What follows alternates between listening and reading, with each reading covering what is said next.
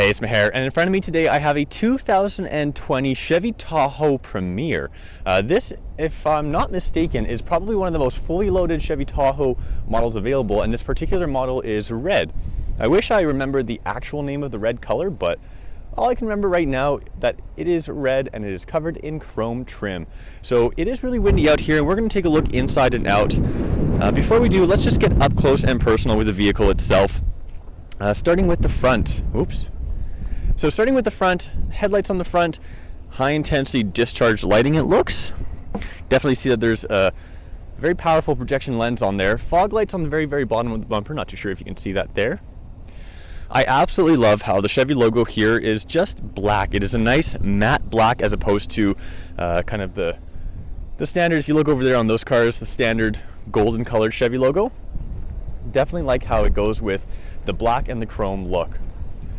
For the tires themselves, this is going to be, of course, an all-wheel drive vehicle. So for tires, let's see, I think we're running off of 17, 18, 19, what are we at? I don't know where, I can't see it. Oh, 22-inch tires. Ooh, 22 inches. 22 inches is pretty good, especially for a snowy, icy climate like this Alberta weather. There's a quick look at the back. And you know what? You can actually see on the bottom here, this is a foot step, I guess is what you can call it. The vehicle is running, and I just got out of the vehicle, so the step has deployed. When you do get inside the vehicle and start driving or shift into park, or let's say that you're unlocking the vehicle for the first time, that step will actually deploy, allowing it easy access inside. And I think, for the sake of demonstrating, let's try to do it on this one. Yeah. So that step simply deploys when the door opens, and it's probably going to go back in as soon as we shift to park. Oh no, there it is. Alright, it's a little bit chilly outside and kind of windy, so we're gonna get straight to it and look inside the vehicle. On the door handle, oops, let's get the camera down a little bit. On the door itself, you've got controls for your power locks, power windows, power mirrors, power doors, power everything. Child lock, as well as a child lock control, so you can't actually open the doors from the back. Down here, I believe these are going to be for memory seat setting, and Bose speaker system is right there. If you look at the seat is in fact a nice brown leather that matches the side leather on the doors. Power adjustable seat, which is always good. And you know what? Let's just hop in the side, get out of the wind. Oh boy.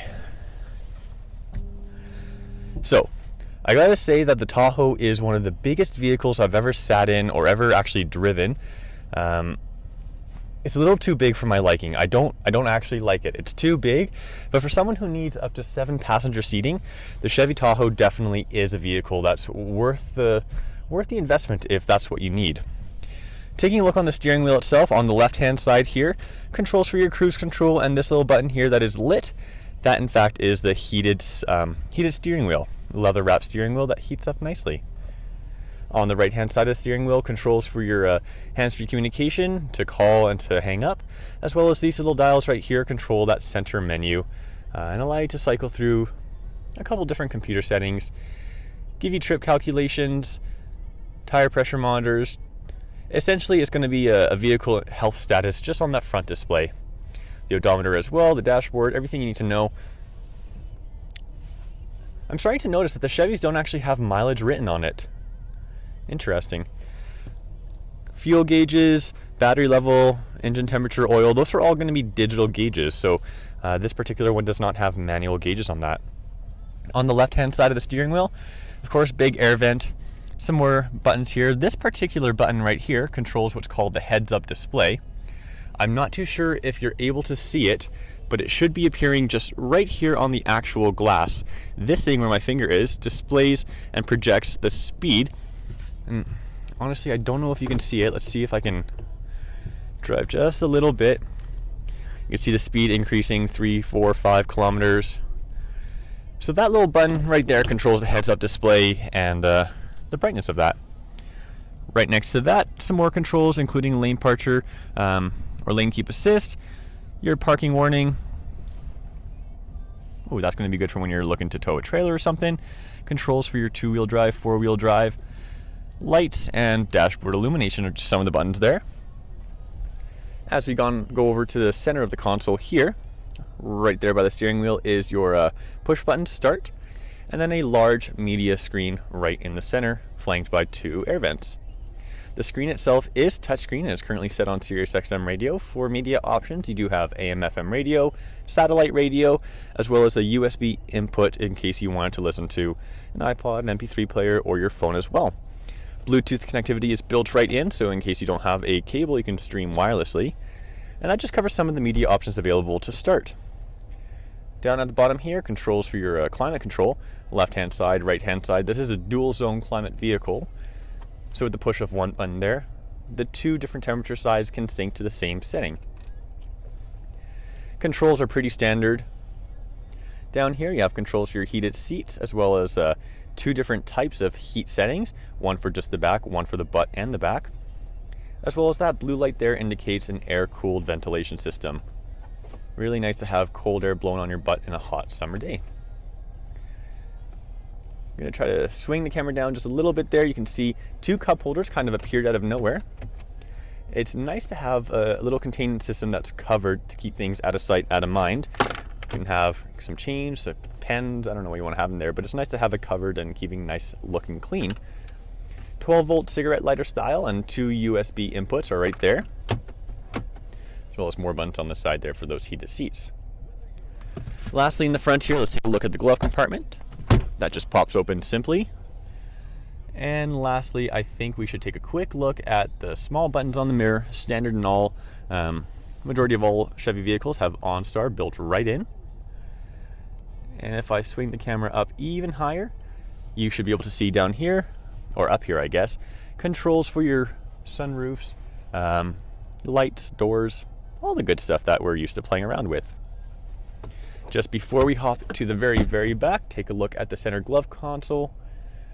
2 more USB chargers and a 3.5mm input, as well as 1 more 12-volt cigarette lighter style charger plug right there.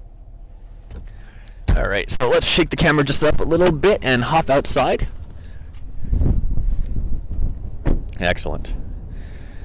So, hopping to the very, very back. I mentioned this was a 7-passenger vehicle. 1, 2, 3, 4, 5, 6. Yeah, 7 passengers. That was right. The 2 here are kind of bucket seats, so you don't have that 3rd piece right in the middle, which is actually going to work out kind of nice for all the passengers in the back. Because if we swing the camera up to the top here, this is actually a DVD, Blu-ray, HDMI input. You have a media screen for all your passengers back here, which is really great for the kids if they want to, if they want to play Xbox, PlayStation, whatever. Well, whatever kids do nowadays.